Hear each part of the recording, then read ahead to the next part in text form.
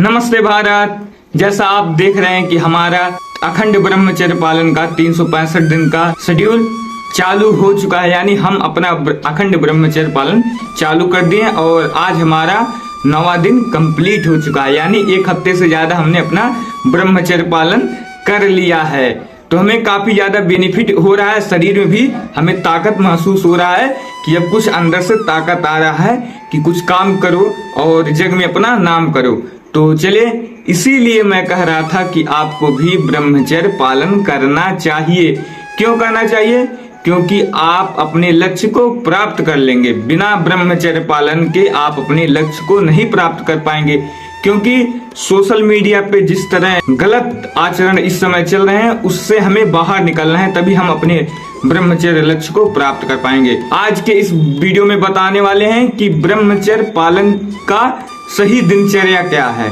आपने तो ब्रह्मचर्य पालन स्टार्ट कर दिया लेकिन सही तरीके से नहीं कर पा रहे हैं, तो ये कहीं ना कहीं आपको आने वाले समय में ब्रह्मचर्य पालन की प्रक्रिया को रोक देगा। ये कहीं ना कहीं आपको रोक देगा। मैं सही तरीका बता रहा हूँ कि ब्रह्मचर्य पालन के लिए कैसी आपकी दिनचर्या होनी चाहिए। जिस तरह अगर हमारी दिनचर्या आप देखना चाहते हैं तो मैं 2 बजे से स्टार्ट करता हूँ ब्रह्मचर्य पालन का, वो 6 बजे तक मैं अपनी दिनचर्या दिखाता हूँ। लेकिन उसके बाद कैसी दिनचर्या रहनी चाहिए उस पर भी विशेष ध्यान देना चाहिए, क्योंकि अगर वो दिनचर्या हमारी खराब हो गई तो कहीं ना कहीं हमारा ब्रह्मचर्य टूट सकता है, अखंड ब्रह्मचर्य पालन टूट सकता है। तो चलिए, इसी टॉपिक पर हम विशेष चर्चा करेंगे।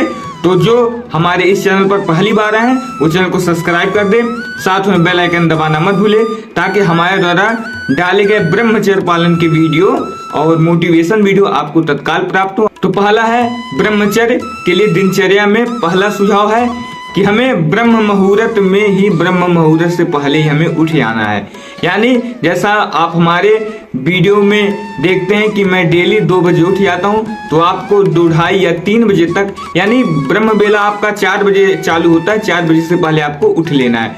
तो यानी ब्रह्म मुहूर्त में आपको जागना है। दूसरा, जागने के बाद आपको क्या करना है, आपके पास अगर पैसा है तो आप तांबे का एक लोटा ले लीजिए पैसा देके, और उस तांबे के पात्र में जब आप शयन करने जाएं तो उस समय लोटे में जल भर के ढक के रख दें, सुबह वही जल पिए। अगर आपके पास उतना पर्याप्त पैसा नहीं है तो आप क्या कर सकते हैं, आप सुबह के टाइम गुनगुना जल करके और कम से कम 1 लीटर से ऊपर ही पानी पीने का प्रयास कीजिए। ब्रह्मचर्य पालन में वीडियो में देखते हैं जो मैं लोटा लेके पानी पीता हूँ वो तकरीबन 1 लीटर का है। तो मैं डेली 1 लीटर पानी सुबह के टाइम जब ब्रह्मचर्य अपना स्टार्ट करता हूँ तब वो पीता हूँ, और दिन में तो 3-4 लीटर डेली हो जाता है। ब्रह्मचर्य की दिनचर्या में आगे थोड़ा सा बढ़ते हैं तो आता है शौच, यानी पेट की सफाई के लिए, क्योंकि हमें ब्रह्मचर्य पालन में हमें योगा करना है। तो जब पेट में मल भरा रहेगा तो हमें कहीं ना कहीं इसका उल्टा बेनिफिट होगा, तो इसलिए हमें मल का त्याग करना पड़ेगा। चौथा आता है, फिर हमें क्या करना पड़ेगा, दांतों की सफाई। तो दांतों की सफाई के लिए हमें क्या यूज करना पड़ेगा, दातून का। तो हमें दातून का अवश्य यूज करना चाहिए। हमें अभी ब्रह्मचर्य पालन में टूथब्रश का यूज नहीं करना चाहिए। तो 5वां मेरा क्रम आता है, फिर हम स्नान करना चाहिए हमें। तो स्नान में एक विधि आती है, उस विधि को मैं भी बताऊंगा कि कैसे स्नान करना चाहिए ब्रह्मचारी के लिए। तो चलिए, उस पर भी मैं एक वीडियो लाऊंगा, लेकिन वो वीडियो कुछ दिन बाद आएगा। तो मैं बताता हूँ, मेरा 5वां है, फिर से आपको स्नान करना चाहिए।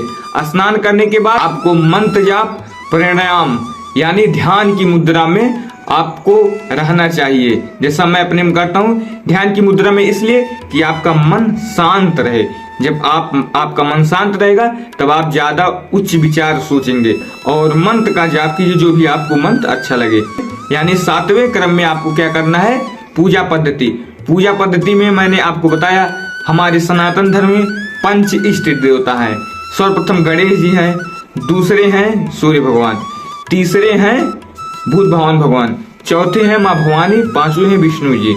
तो इन देवताओं की आप पूजा करें। इनमें से जो प्रिय लगे आपको उनको आप इष्ट देव अपना मान सकते हैं, या स्वाध्याय करें, माने या गीता का अध्ययन करें या श्री रामचरितमानस की चौपाइयों का अध्ययन करें, ये है 8वां क्रम। और 9वां क्रम में मैं आता हूँ। इसके बाद क्या होता है, शारीरिक व्यायाम, यानी शक्ति की, अंदर की शक्ति को हमें जागृत करना है। तो हमें क्या करना है, हमें योगासन करना है, यानी योगा हमें करना है।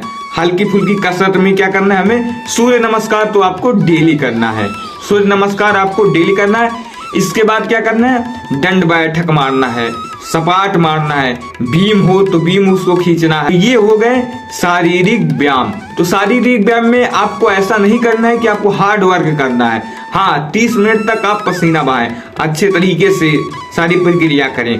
10वां सुझाव मेरा है सेवा कार्य। सेवा कार्य माने यानी अगर आप व्यापार करते हैं, नौकरी करते हैं, शिक्षा ग्रहण करते हैं, तो उसमें धर्म पूर्वक आप काम कीजिए। शिक्षा ग्रहण भी कर रहे हैं, धर्म पूर्वक कीजिए। व्यापार भी कर रहे हैं, धर्म पूर्वक कीजिए। जो भी आप कर रहे हैं यानी उसको सेवा कार्य बोला जाता है। टाइम संध्या वंदन, यानी संध्या वंदन, प्रार्थना, फिर ध्यान या मंत्र का जाप, जो भी आप संध्या के टाइम में करना है। लेकिन ये अनिवार्य है कि संध्या के टाइम में आपको स्नान करना है। ये ब्रह्मचारी का लक्षण है कि शाम के भी टाइम यानी गोधूली बेला में आपको स्नान करना है। कि भोजन कम मात्रा में करना है, यानी जो भी पाओ सब खाओ, बकरियों की तरह मत खाना। जो भी आप करिए भोजन कम मात्रा में करिए, क्योंकि जब आप भोजन कम मात्रा में करेंगे तो आपका ब्रह्मचर्य निपुण होगा। तो इसलिए ब्रह्मचर्य पालन में ये हमारे द्वारा कुछ 11 सुझाव थे जो मैंने बताया। ऐसी आपकी दिनचर्या होनी चाहिए, तब आपके ब्रह्मचर्य पालन का रूटीन निरंतर, अखंड ब्रह्मचर्य पालन का निरंतर रूटीन आपका चलता चला जाएगा, 1 साल तक रुकेगा नहीं। और नहीं तो इस तरह जिस तरह मैंने दिनचर्या बताया, ये अगर आप दिनचर्या नहीं करेंगे तो आपका कहीं ना कहीं दिनचर्या में आपका रुकावट हो जाएगा और आपका ब्रह्मचर्य हीन हो जाएगा। कि आपको भोजन गोधूली बेला से पहले यानी 4 बजे तक भोजन कर लेना चाहिए। 4 बजे के बाद आपको भोजन नहीं करना चाहिए। तो ये सारी जानकारियां हमारी थी ब्रह्मचर्य के लिए, ब्रह्मचर्य की कैसे दिनचर्या रहनी चाहिए, ये मैंने आपको सारी जानकारी बताई। आप लोगों को यह वीडियो अगर अच्छा लगा तो वीडियो को लाइक कीजिएगा, चैनल को सब्सक्राइब कीजिएगा और वीडियो को अपने उन दोस्तों के पास जरूर शेयर कीजिएगा जो ब्रह्मचर्य पालन करना चाहते हैं। मिलते हैं दोस्तों अगले ऐसे ब्लॉग में, तब तक के लिए सादर जय श्री राम।